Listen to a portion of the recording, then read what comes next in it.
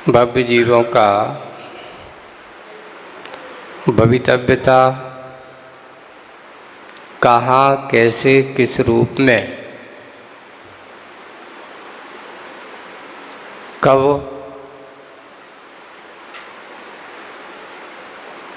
कैसे प्रकट हो जाए कोई भरोसा नहीं है। अभी अपन तीर्थंकर कथा का प्रसंग चल रहा है। उसमें भी आदिनाथ भगवान के व्यक्तित्व को अपन समझ रहे हैं। आदिनाथ भगवान जिनके बारे में कहा जाता है कि इनके जीवन काल में युग की शुरुआत अगर कहना चाहिए कि व्यक्ति को कर्म के सिद्धांत को या कर्म की परंपराओं को जानना और देखने का अगर सही अवसर मिला तो आदिनाथ भगवान के समय पर ही है। आज हम सब क्या हैं? सब बताए हुए, देखे, सीखे, पढ़े लिखे हैं। उनके बारे में सोचना कि जिसको पढ़ना लिखना कुछ भी नहीं आता हो, उनके लिए मेहनत करके और इतना बड़ा साम्राज्य को संचालन करना कोई छोटी बात थी?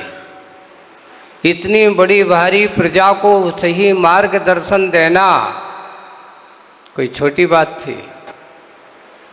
स्वयं कर्म के मार्ग पर चलते हुए दूसरों के कर्म का मार्ग पर लगाना ये बहुत बड़ी बात थी।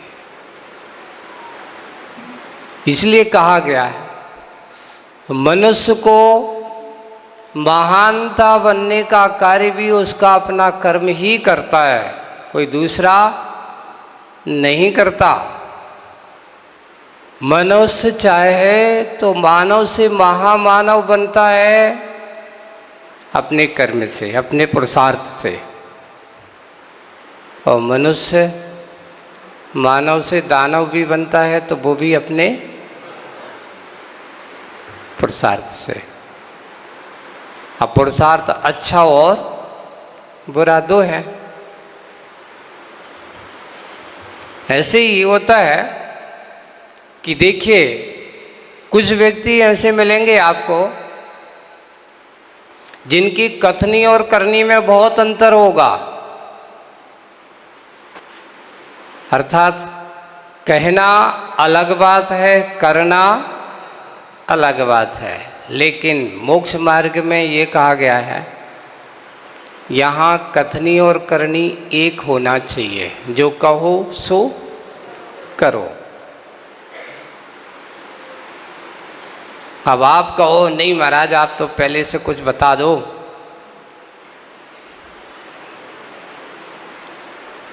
पहले से कुछ हम लोगों को कह दो। पूज्य आचार्य भगवान ने अपने जीवन काल में मैंने देखा समाज के लोग हों चाहे संघ के लोग हों, हर वक्त यही सब लोग चाहते हैं कि पूरा स्पष्ट हो जाए कि हमारे लिए ऐसा आदेश मिल जाए। पर आचार्य भगवान हमेशा क्या कहते थे? भावना रखो, भाव बनाओ, विशुद्धि बढ़ाओ, और ज़्यादा है तो फिर माला फेरो। लेकिन कभी उन्होंने एग्रीमेंट नहीं किया कि तुम्हारे साथ मेरा ऐसा ऐसा, मैं चतुर्मास के बाद तुम्हारे कार्यक्रम को आना पक्का है। बोले कि क्यों? ज्ञानी हमेशा कभी भी भविष्य की वादा नहीं करता। क्यों? क्योंकि अगले पल का भरोसा नहीं और आगे ना जाने कितने भाव का हम वादा कर लें। एक देखिए उसमें लिखा गया है,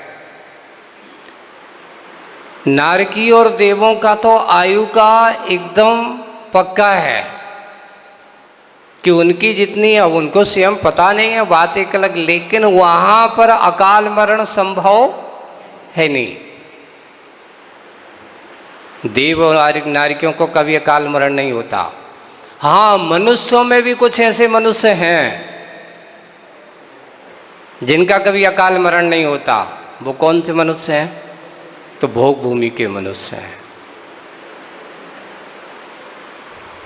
इनका कभी अकाल मरण नहीं होता। भोग भूमि भी 3 प्रकार की, जघन्य, मध्यम और उत्कृष्ट है। वहां पर इनका कभी मरण नहीं होता।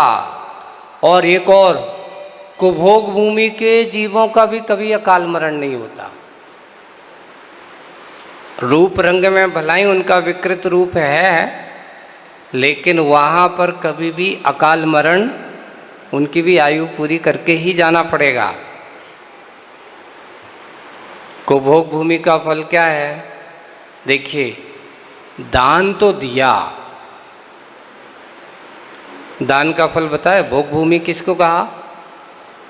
भोग भूमि की प्राप्ति को ये कहा गया कि उसने दान तो दिया, दान के फल से वह भोग भूमि पहुंचा। लेकिन कुभोग भूमि कैसे पहुंचा? तो उसमें लिखा गया है आगम में, भगवान की वाणी में, कि इसने दान तो दिया पर कहाँ देना चाहिए था उसको इसने पहचान के नहीं दिया। कि जहां पर हिंसा का समर्थन होता हो, जहां पर असत्य का पोषण होता हो, जहां पापाचार की प्रवृत्ति का पोषण होता हो, ऐसी जगह पर अपने द्रव्य को देना अर्थात कुपात्र का दान की कोटि में आएगा। लेकिन जहां पर धर्म का पोषण हो तो दया धर्म का विशेष रूप से कार्य किया जाता हो, जहां पर करुणा किसी जीवों का परोपकार का कार्य किया जाता हो, ऐसी जगह पर दान देना अर्थात सत्पात्र को दान देना है। अब कुछ लोग आकर के पूछते हैं, महाराज जी ये बताओ, हमने गौशाला खोली, आप लोगों को बताता हूँ, है ना। अब गौशाला खोलते हैं तो वहाँ तो आए दिन पशु मरते हैं, है ना, पशु मरते हैं। हमारा दान हमने गौशाला को दिया और गौशाला में गए, वहाँ पर पशु मरे तो महाराज वहाँ तो प्रतिदिन पशु मरते हैं, हम ऐसी जगह पैसा दूं कि नहीं दूं? पहली बात ये बताओ, गौशाला में कोई अच्छे जवान जानवरों को जो घर पर दूध देता हो, ऐसे कोई जानवर जाते हैं? कौन से जानवर जाते हैं? जो ऐसे बिल्कुल तुमने जो कुछ हमारे अब काम के नहीं रहे तो लोगों ने जाकर के क्या कर देते? छोड़ देते हैं गौशाला में जाकर के। अब कौन करेगा इनका भरण? क्योंकि आदमी जैसा दुनिया में स्वार्थी और कोई है ही नहीं। जब तक इसको मिलता है तब तक अपना स्वार्थ सिद्ध करता है, तब तक उनका अच्छे से भरण पोषण करेगा। और जैसे ही इसका स्वार्थ सिद्ध होगा, अब मेरे काम का नहीं, तो बोले कि छोड़ दो, जंगल में जाकर के छोड़ाएंगे। वहां पर इस प्रकार का कर देंगे। पूज्य आचार्य भगवान का जो उपदेश था सन 2003 में, नहीं 2001 में, दयोदय गौशाला जब खोली गई जबलपुर में, तो वहाँ पर आचार्य जी ने एक उपदेश दिया था और उपदेश भी दिया था लोगों को कि लोगों की आजकल उस समय लोगों ने लेखमालाएं चलाई। क्या चलाई? कि गौशाला खोलना महापाप का कारण है, जीवों की हिंसा का कारण है।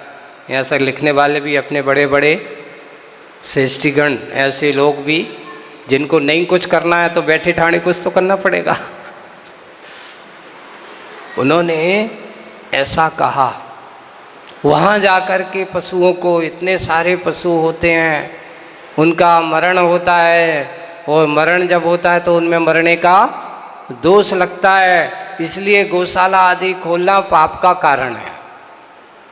लिखने वालों ने यही लिखा था।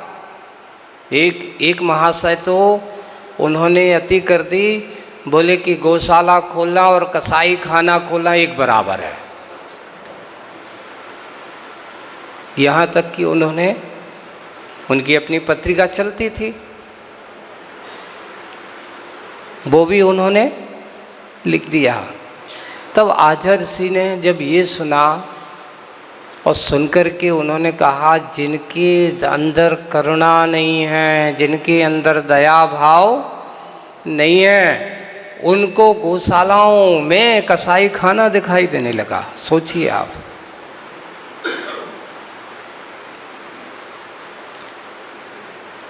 गौशालाएं, आचार्य ने मैं कहा कि ये गौशाला खोलने का उद्देश्य दया धर्म का पालन तो है ही।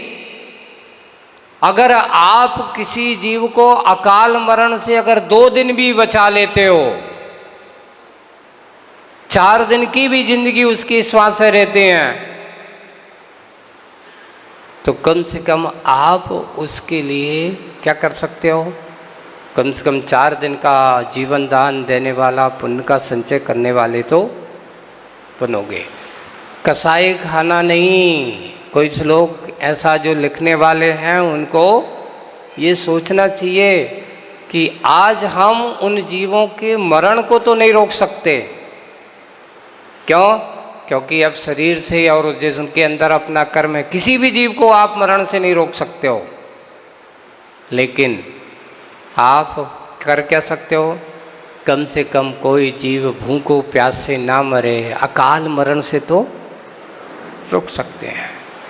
गौशाला का प्रयास, गौशाला खोलने का उद्देश्य हमारा सिर्फ इतना ही है कि कम से कम कोई जीव अकाल मरण में मरे ना, उसका मरण हो। अगर हो सकता है वहाँ पर कोई व्यक्ति, जब वहाँ चल रहा है, नवोकार मंत्र भी चल रहा है या नवकार मंत्र सुनाते हैं, अगर सुनते सुनते जब एक जीव को एक सेठ ने, अपने यहाँ पद्मरुचि सेठ की कथा आती है, सुग्रीव के जीव की कथा है ये, पद्म पुराण उठा करके देख लेना। उसमें लिखा है कि हम पद्मरुचि सेठ ने एक अंतिम समय, अंतिम श्वास लेते हुए बैल को सिर्फ क्या सुनाया था? नवोकार मंत्र सुनाया था। एक महामंत्र नवोकार मंत्र की महिमा का प्रभाव, वहां जाकर के वो बैल जब अंतिम शरण मरण हुआ, स्वर्ग में नहीं गया। नवोकार मंत्र के प्रभाव से उसका जन्म मनुष्य पर्याय में हुआ, और जाकर के वह नगर सेठ के यहाँ, वो क्या नाम, नगर के राजा के यहाँ राजकुमार के रूप में उसका जन्म होता है। जैसे ही बालक 5-7 साल का होता है, उसको जाति स्मरण होता है। यहाँ आया हूँ, कैसे आया हूँ कि किसी सेठ ने, किसी व्यक्ति ने मुझे अंतिम समय में बैल की पर्याय में था, महामंत्र सुनाया था। उस महामंत्र के प्रभाव से आज मैं राजकुमार बना हूँ। नवोकार मंत्र की महिमा को वो दिखाना था। तो उसने अब उसको पता नहीं कौन है, खोजबीन की गई। कैसे खोजबीन की जाए? ऐसा धर्मात्मा जहाँ भी धर्मात्मा धर्मायतन होंगे वहाँ जाएगा जरूर। तो उसने अपने राज्य के नगर के जितने भी जिनालय थे, जितने भी मंदिर थे, सारे मंदिरों में चित्रकार से एक चित्र बनवाया जिसमें एक बैल लेटा हुआ है और एक सेठ उसको अपने ज्ञान से उस सेठ का रूप जो ध्यान देखा होगा उस सेठ का चित्र बनवाया और कुछ नवोकार मंत्र सुनाते हुए ऐसा खोजबीन की। ये जो पुण्यशाली आत्मा है इसको पता लगा ये कौन है जिसने ऐसा महान उपकारकारी किया है। और उस पद्मरुचि सेठ की खोजबीन करते तो वो सेठ जी पुनः 5-7 साल बाद उसी नगर में पहुँचे, है ना। और पहुँच करके उन्होंने मंदिर का, जिनेंद्र भक्त था, जिनेंद्र भगवान की आराधना करने वाला है, भगवान के दर्शन करने के लिए गया। बात सही है, देखिए करोड़पति अरबपति या बड़े बड़े वैभवशाली होना एक तरफा, जैसे कि चक्रवर्ती का वैभव पाना एक तरफ, लेकिन चक्रवर्ती भरत बन भी तो गया, चक्रवर्ती का वैभव मिल गया, लेकिन वो कहता है कि चक्रवर्ती बाद में हूँ, पहले मैं एक अच्छा श्रावक हूँ।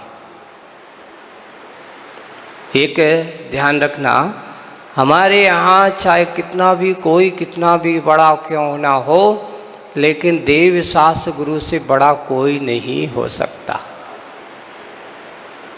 चक्रवर्ती का ये बाह्य वैभव है, ये बाहरी पुण्य है।